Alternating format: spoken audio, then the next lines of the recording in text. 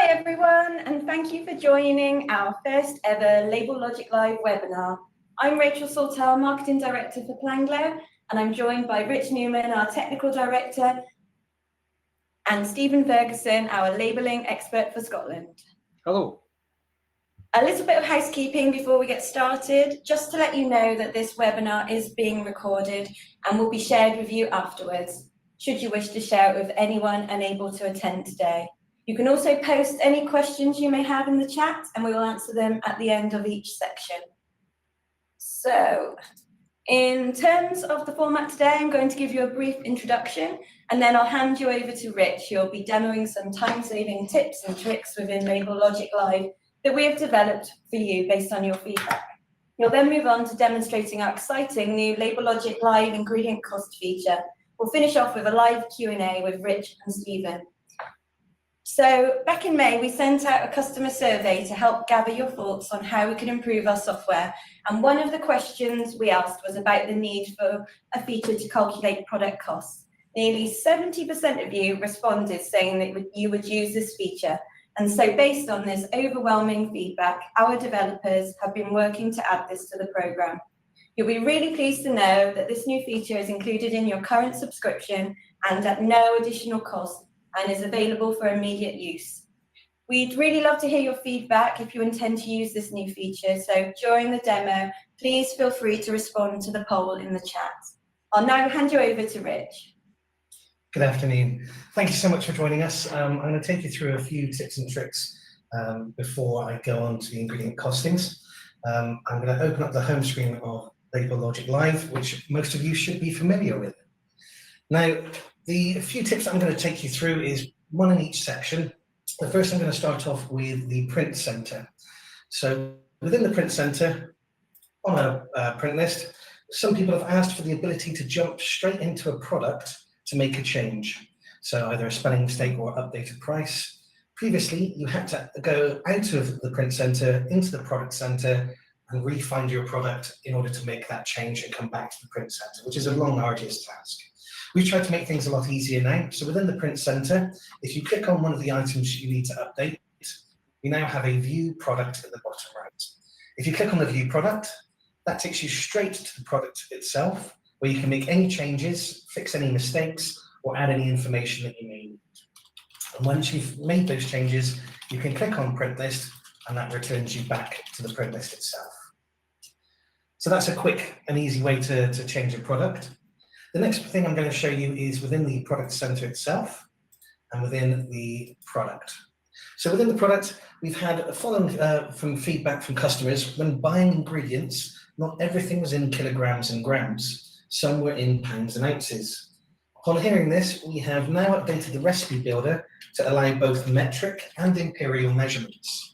So you'll find this on our recipe builder. On the left-hand side, you can choose the recipe ingredients. Once you've chosen that, you can see that the metric is as default, which is your grams and kilograms. If you wish to change, all you do is you click the down arrow here, and you can choose between metric and imperial. If you already have information in here, it will automatically make the calculation to change between them. So this will help with your recipes, and also this will help as well later on when I show you the ingredient costings. So I'm going to change that back to metric just for use. So the next part of a little tip that I can show you is curved text within our template designer. Now, since the implementation of Natasha's law, real estate on the labels has become extremely limited. We have found that our customers wanted to use the most out of their labels. Those using labels with round edges were being penalised because of the way the text fields were being added to the design. In order to combat this, we now have the ability to curve the text of any field to make the most out of your labels. So I'm going to show you on one of our new labels, our Back to Nature. We'll go into our template designer. I'll choose our Back to Nature 8 sheet. As you can see, we have a curved bottom on this label.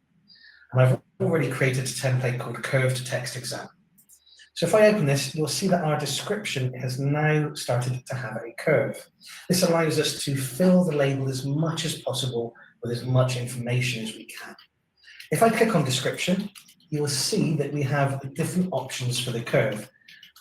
Standard, you will have your none as selected for your curve, but if you wanted to curve it in a clockwise or anti-clockwise way, this is how you would do it. So I've chosen the curve that I'd like. There are two more options that we have. We have the arc angle and also the cutout percentage. I'm going to make some changes so that you can see on the screen what happens with those changes. Now, the arc angle is the amount of circular space that the field takes up. At the moment, if I were to increase that to 360, you'll notice that the circle completely joins up. So if you've got a perfect circle around label, you can use this to put your message all the way around the outside of your label. In this instance, I'm going to reduce this down so that I can use this as so the tail of the label doesn't get printed up. I can also bring this right down if I wanted to use only half of this circular bar. Once I've chosen how much of a circle I want, I can choose the cutout percentage. So the cutout percentage is the inner radius of what's being displayed or what's being not displayed. So as you can see, the title, the description itself is not very tall. If I were to reduce the cutout, we can use a lot more space of that label. And as we increase it, you'll notice that the description becomes a lot smaller. Once you've created your template, you then click Done and save the changes. Another thing that I'd like to show you quickly is if you were to change over to any of our labels, stock labels or your own design, some people have created new print lists in order to have that new label. I'm going to show you a very quick and easy way to change between templates within your current system.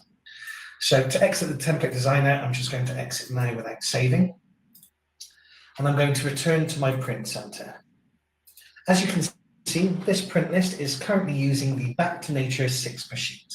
So if I choose one of the products, you'll see that it's the rectangle design on the right-hand side.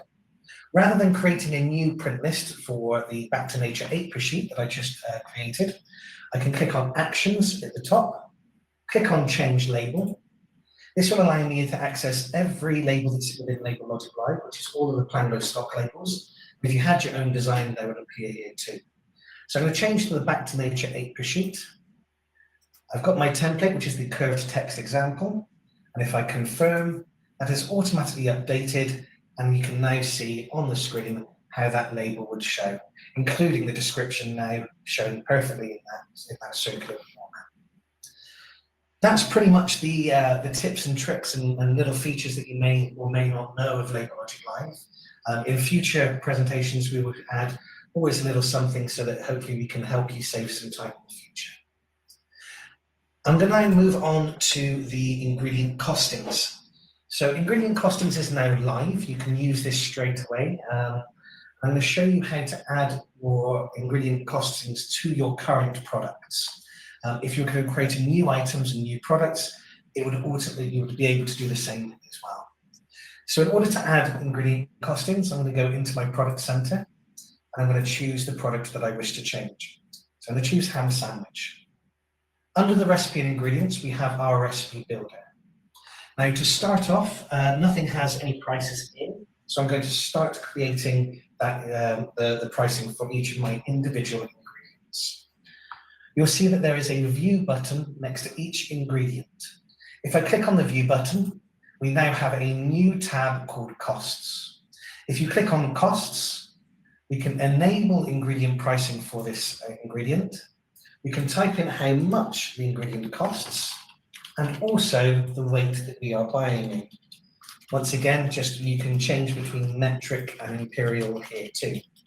We also have a place for the wastage.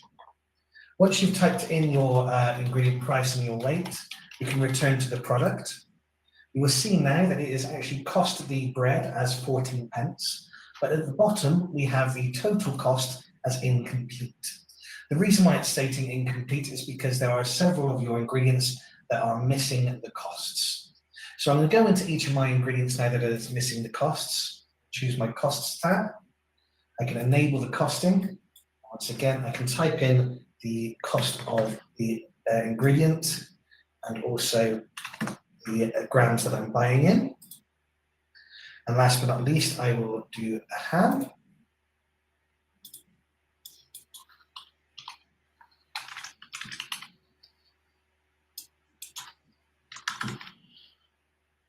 Once I've got all of my costings in for that one recipe, you will notice now I have a total cost. So not only does it display the individual pricing for each of your ingredients, it also displays the total cost at the bottom. This is live, so as I increase the amount of things I'm putting in, you'll see that the cost will rise. Once you've created all your ingredients and your costings, you can then run reports. So currently there are 4 places you can report on this ingredient costing. Hopefully that should cover everything you need. If not, please do keep in contact with us. I'm going to return back to the home screen and I'm going to jump into our reporting section. So if I jump into our reporting section, the first place I'm going to show you is a category report. So within the category report, I can choose the category that I wish to report on. And we have on here, on the left-hand side, a recipe cost tick box.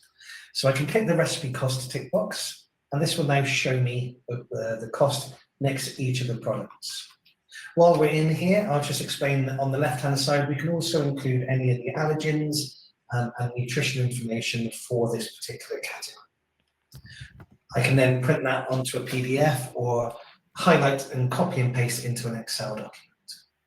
I'm going to return back to the reporting section, and then I'm going to move to the recipe report. So the recipe report, I'm going to choose the product that I'm going to I'd like to choose.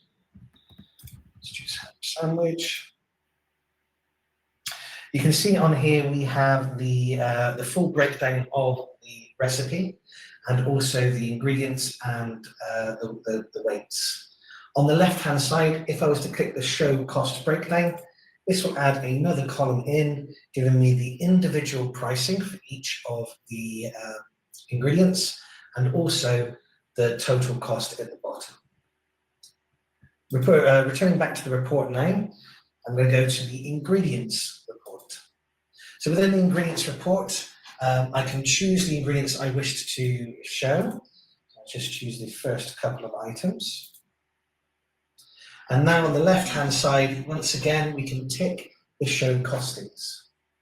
Another good feature within this ingredient report is I can also show the supplier.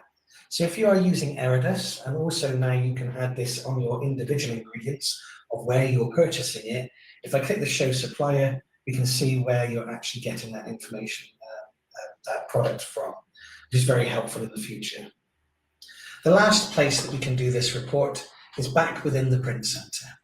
So if I go back to the home screen and choose print, choose the print list that I wish to do the report on. In the top right-hand corner, I have an actions button. I can choose the report, and this will show me the report of the sandwiches print list. On the left-hand side, once again, lots of tick boxes. The one that you would like is the recipe cost. Along with recipe cost, you can also add any of the others that you wish to display. Once I've printed that, it will show me the total recipe cost for that product. And that's it. That's pretty much how to use the ingredient costings. As I said, it is there right away for you. So if you log into LabelLogic, you can start to use and play around with it. And any feedback would be fantastic. Thank you very much, and I'll pass you back to Rachel. Thanks, Rich. That was great. If anyone does have any questions that they like following the demo, please feel free to drop them into the chat and we can answer them now and Rich can address them.